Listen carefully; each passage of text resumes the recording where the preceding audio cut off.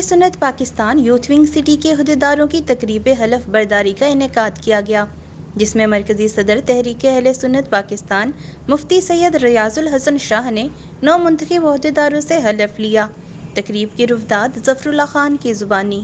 تحریک اہل سنت پاکستان یوتھ ونگ سٹی کے عہدیداروں کی حلف برداری کی تقریب کے مہمان خصوصی چیئرمین پیر صاحبزادہ قاضی محمد فیض رسول رضوی، جبکہ صدارت مرکزی صدر سید ریاض الحسن شاہ نے کی۔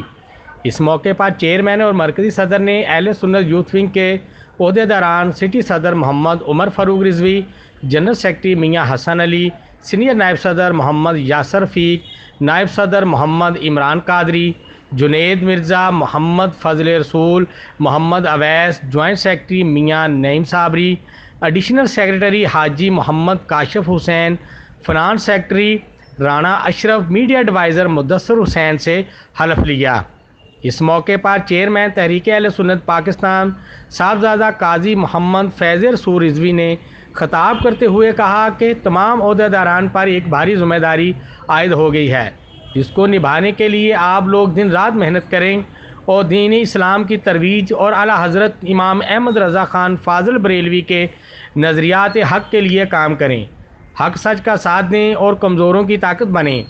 راہ ہدایت اور صراط مستقیم کو کبھی بھی نہ چھوڑیں۔ اس موقع پر سٹی صدر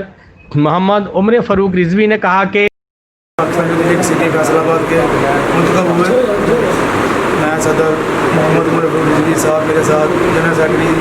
میاں حسن رضوی صاحب، اور اللہ تعالیٰ کا بڑا شکر ادا کرتا ہوں، انہوں نے ہمیں اس نیک کاموں کے لیے چنا، اور ہم ان شاء اللہ تعالیٰ اپنے پیر و مرشد قائد ملت اسلامیہ صاحبزادہ پیر محمد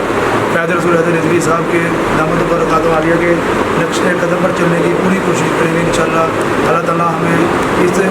پیر صاحب کے کام پر پورا رہنے کی توفیق عطا فرمائے۔ جنرل سیکرٹری میاں حسن علی کا کہنا تھا کہ اما بعد فاعوذ باللہ من الشیطان الرجیم، بسم اللہ الرحمن الرحیم۔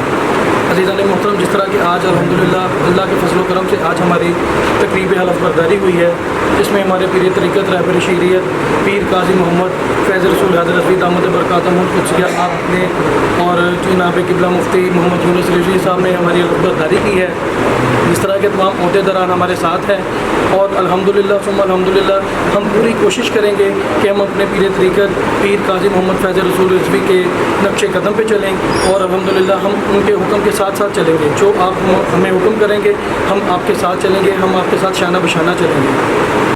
صدر جنگ بازار ملک جابر علی نے کہا کہ ان کا شاندار پروگرام